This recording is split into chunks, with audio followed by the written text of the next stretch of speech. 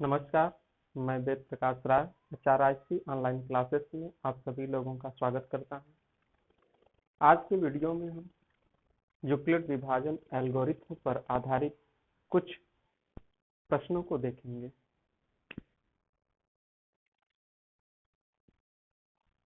एक क्वेश्चन है,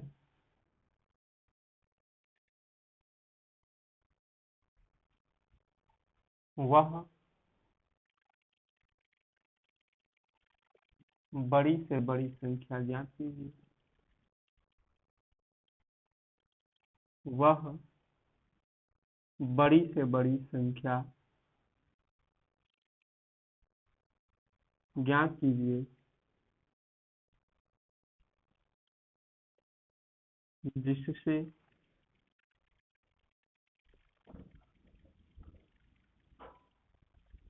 546 और 764 को भाग देने पर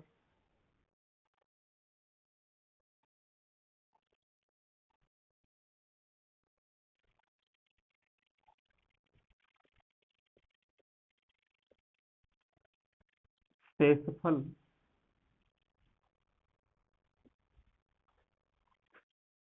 क्रमशः 6 और 8 बचे।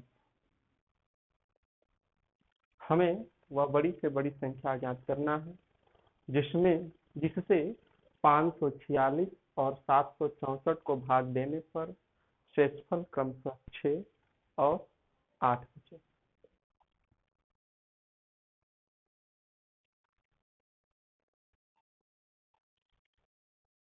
हम देख रहे हैं कि बड़ी से बड़ी संख्या से जब 546 और 764 को भाग दिया जा रहा है तो शेषफल क्रमशः 6 और 8 बच रहा है।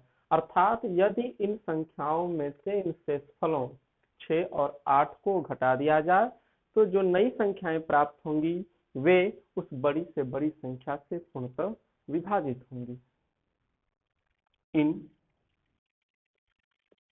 शेषफलों को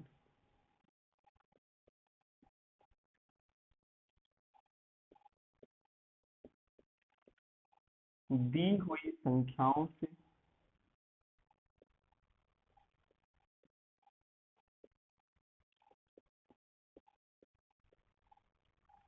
घटाने पर प्राप्त संख्याएं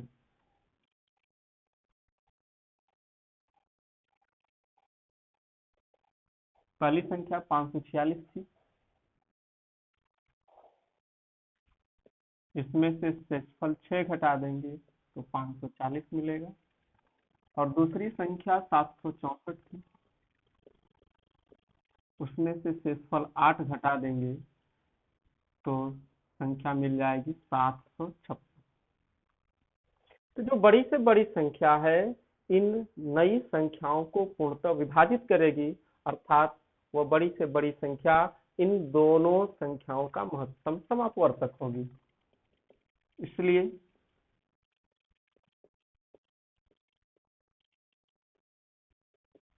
बड़ी से बड़ी संख्या बराबर 540 और 756 का महत्तम समापवर्तक होगी। हम क्या करेंगे, यूक्लिड विभाजन एल्गोरिथ्म से 540 और 756 के लिए महत्तम समापवर्तक ज्ञात करेंगे। 756 और 540 के लिए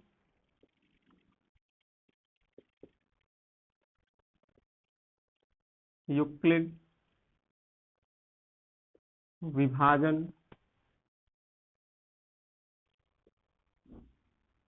एल्गोरिथ्म से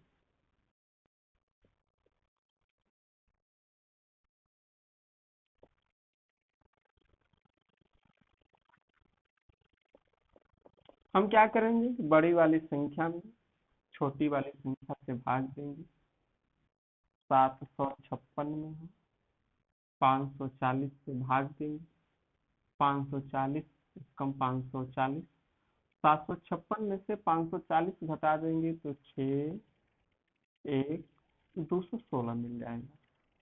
तो हमारा जो फर्स्ट स्टेप था 756 बराबर हो गया 540 गुणे 1 धन शेषफल 216।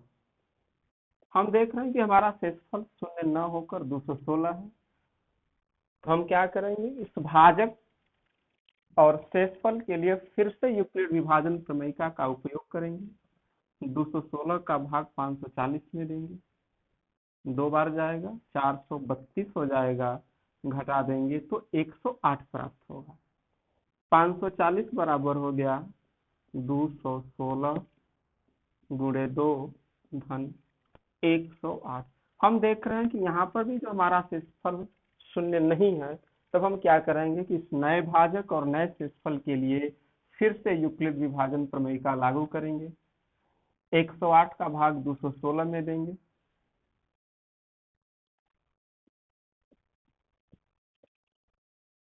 शेषफल शून्य प्राप्त हो गया।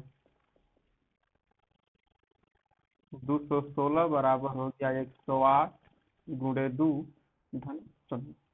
हम देख रहे हैं कि जो थर्ड स्टेप में हमारा जो शेषफल शून्य प्राप्त हो गया है, क्योंकि शेषफल शून्य है, इसलिए हम जानते हैं कि शेषफल शून्य प्राप्त होने की दशा में जो अंतिम भाजक होता है वही उन संख्याओं का महत्तम समापवर्तक होता है, इसलिए महत्तम समापवर्तक HCF ऑफ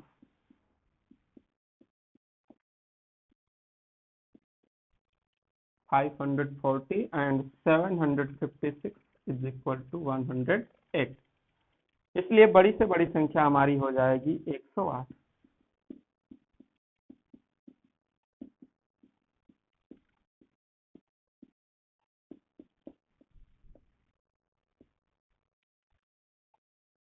अर्थात 108 ही वह सबसे बड़ी से बड़ी संख्या है जिससे अगर 546 को भाग दिया जाए तो शेषफल 6 प्राप्त होगा और 764 को भाग दिया जाए तो शेषफल 8 प्राप्त होगा।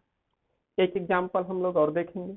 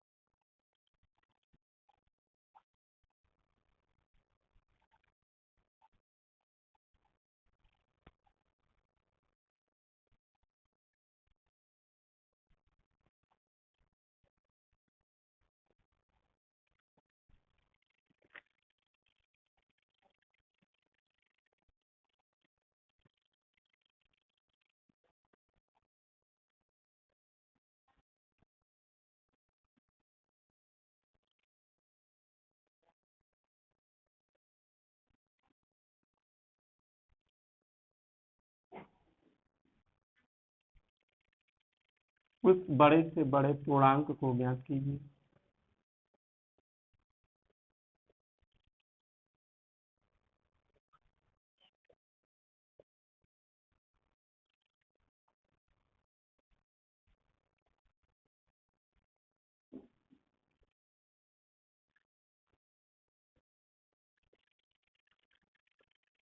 जिससे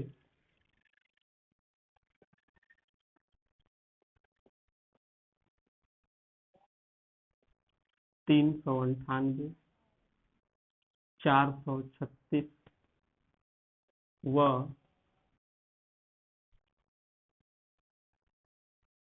542 को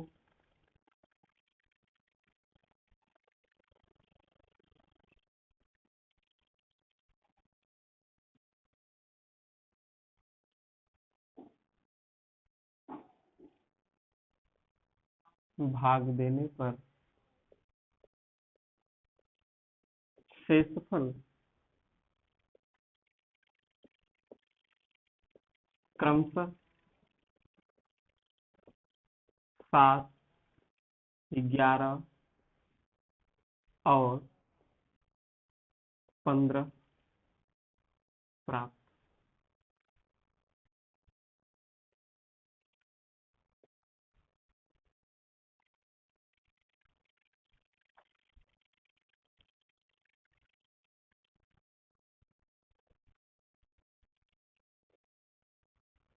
हमें उस बड़े से बड़े पूर्णांक को ज्ञात करना है जिससे 398, 436 व 542 को भाग दिया जाए तो शेषफल क्रमशः 7, 11 और 15 प्राप्त हो। हम यहाँ पर देखते हैं कि अगर इन दी हुई संख्याओं में से शेषफलों 7, 11 और 15 को घटा दिया जाए तो प्राप्त संख्याएं उस बड़े से बड़े पूर्णांक द्वारा पूर्णतः विभाजित होंगी। अतः वह जो बड़ी से बड़ी संख्या होगी, इन संख्याओं जो नई संख्याएं प्राप्त होंगी उन संख्याओं के महत्तम समापवर्तक के बराबर होंगे। तो पहला काम हम क्या करेंगे कि जो शेषफल दिए हुए हैं उनको दी हुई संख्याओं में से घटा देंगे।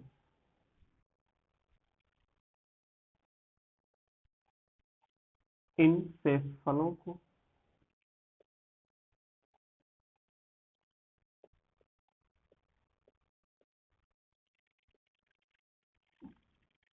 दी हुई संख्याओं से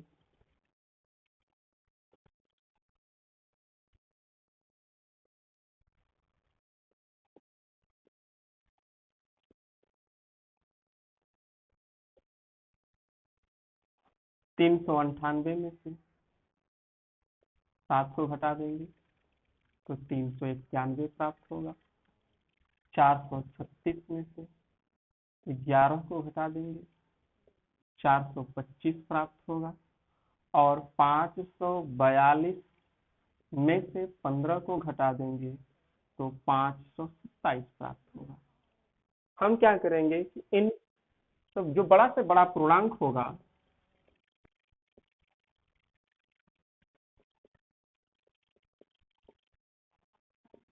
वह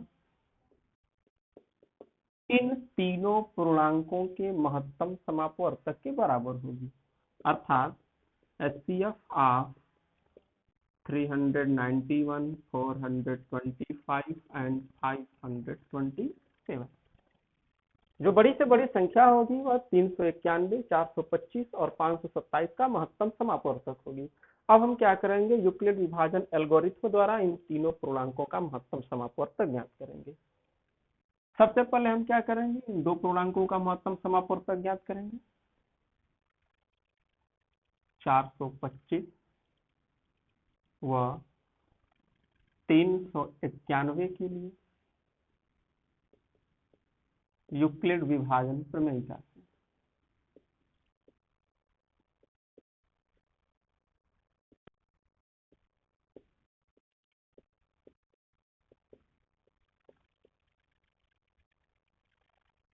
425 में हम 391 से भाग देंगे।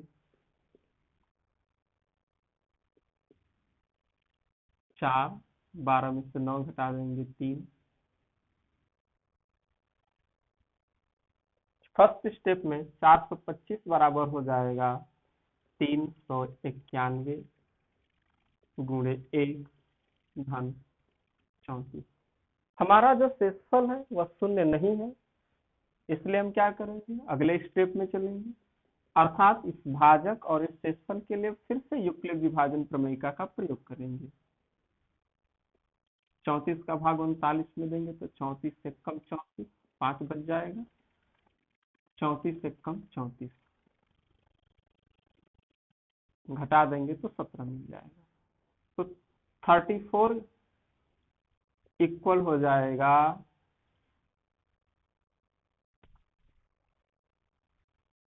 391। 391 बराबर हो जाएगा 34 गुणे 11 धन शेषफल 17। हम देख रहे हैं कि शेषफल हमारा शून्य नहीं है, 17 है। तो हम क्या करेंगे, फिर अगले स्टेप में चलेंगे, थर्ड स्टेप में चलेंगे। अर्थात इस नए भाजक और नए शेषफल के लिए फिर से यूक्लिड विभाजन प्रमेयिका का प्रयोग करेंगे।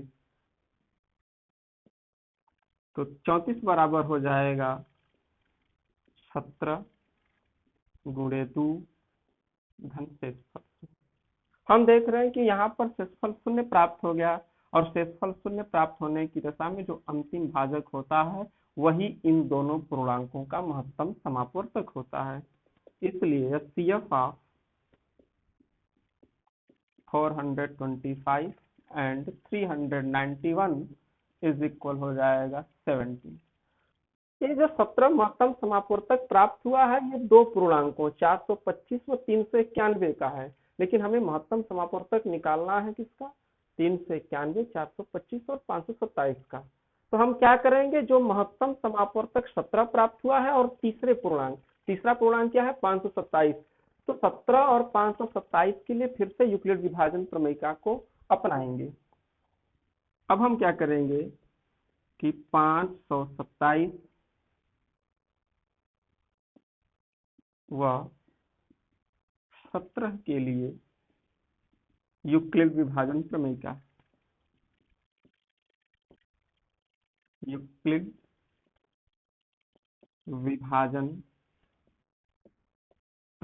से 527 में हम 17 से भाग देंगे, 17 तिया 51, 1, 17 एकम 17, शेषफल शून्य प्राप्त हो गया। तो 527 बराबर हो जाएगा 17 गुणे 31 धन शून्य।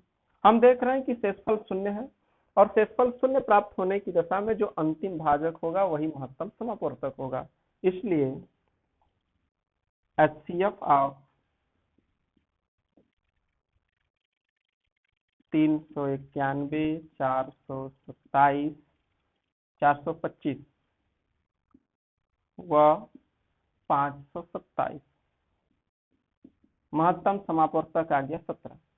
इसलिए जो हमारी बड़ी से बड़ी संख्या होगी, बड़े से बड़ा जो पूर्णांक होगा वह 17 होगा। इसलिए बड़ी से बड़ी संख्या बराबर 17, अर्थात 17 ही वह सबसे बड़ी संख्या है जिससे 398, 436 और 542 को भाग दिया जाए तो शेषफल क्रमशः 7, 11 और 15 प्राप्त होगा।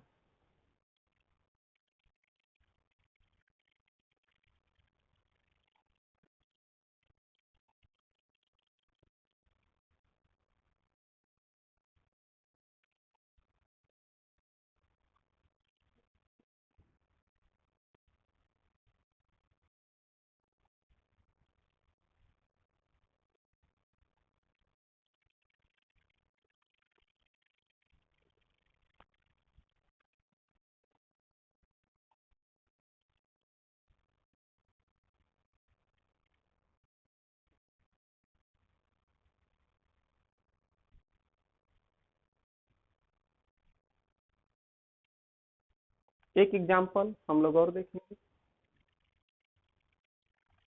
यदि 408 व 1032 के महत्तम समापवर्तक को 1032 इंटू m -408 गुणे 5 के रूप में लिखा जाए, 5 के रूप में लिखा जाए,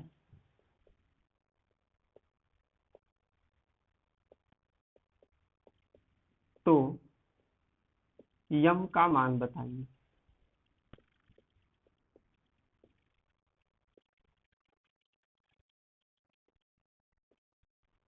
क्वेश्चन है, यदि 408 व 1032 के महत्तम समापवर्तक को 1032 गुणे यम -408 गुणे 5 के रूप में लिखा जाए तो जो यम है इस यम का मान हमें बताना है।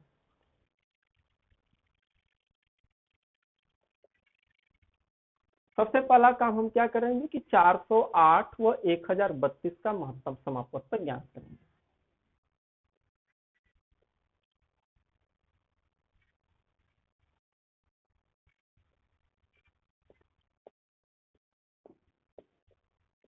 1032 व 408 के लिए यूक्लिड विभाजन प्रमेय से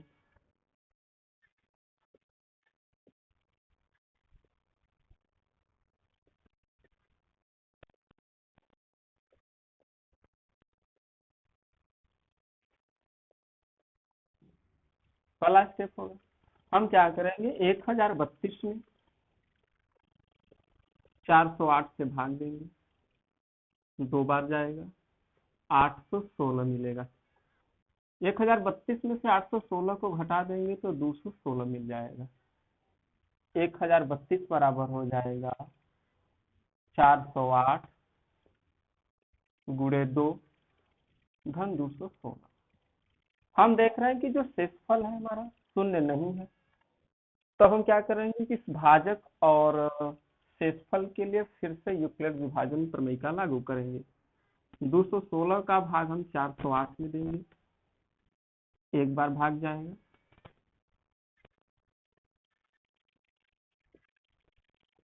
8 में से 6 गया 2, 10 में से गया 9 और 3 में से 2 घटा देंगे 1, तो 408 बराबर हो जाएगा 216 गुणे 1 घन 192। हम देख रहे हैं कि शेषफल शून्य नहीं है, तब हम क्या करेंगे, फिर अगले स्टेप में चलेंगे। इस नए भाजक और नए शेषफल के लिए फिर से यूक्लिड विभाजन प्रमेय का लगाएंगे। 192 का भाग 216 में देंगे तो भागफल 1 बार जाएगा, घटा दें, 6 में से 2 गया 4 और 21 में से 9 घटा देंगे तो 2, 21 में से 19 घटा देंगे तो शेषफल 2 मिल जाएगा। तो 216 बराबर हो जाएगा हमारा 192 गुणे 1 घन 24। हम देख रहे हैं कि हमारा शेषफल फिर शून्य नहीं है, तो हम फिर अगले स्टेप में चलेंगे। हम क्या करेंगे, इस नए भाजक और नए शेषफल के लिए फिर से यूक्लिड विभाजन प्रमेय का लगाएंगे। 24 का भाग 192 में देंगे, 8 बार भाग जाएगा, 8 चौक 32, 8 दूना के 16, 3 19, शेषफल 0 मिल गया। 192 बराबर हो जाएगा हमारा 24 गुणे 8 घन 0। शेषफल शून्य है, चूंकि शेषफल शून्य है, हम जानते हैं कि शेषफल शून्य प्राप्त होने की दशा में जो अंतिम भाजक होता है, अंतिम भाजक अर्थात 24 ही इन दोनों पूर्णांकों का महत्तम समापवर्त होगा। इसलिए 408 व 1032 का महत्तम समापवर्तक बराबर हो जाएगा 24। परंतु प्रश्न में दिया है कि 408 व 1032 का महत्तम समापवर्तक यह है 1032 गुणे m माइनस 408 गुणे 5। इसका मान हम लोग ज्ञात कर चुके हैं 24। 1032 m बराबर हो जाएगा 24, इस वाले टर्म को हम राइट हैंड साइड में ले जाएंगे तो पॉजिटिव हो जाएगा, 408 गुणे 5,